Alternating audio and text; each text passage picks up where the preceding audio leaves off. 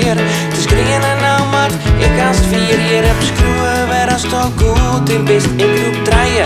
Als ik me net vergis, komt de hingjen efter in de klas. En het komt haar vast nog eens van pas. En ik skriuw, ja ik skriuw, nou is perfekt.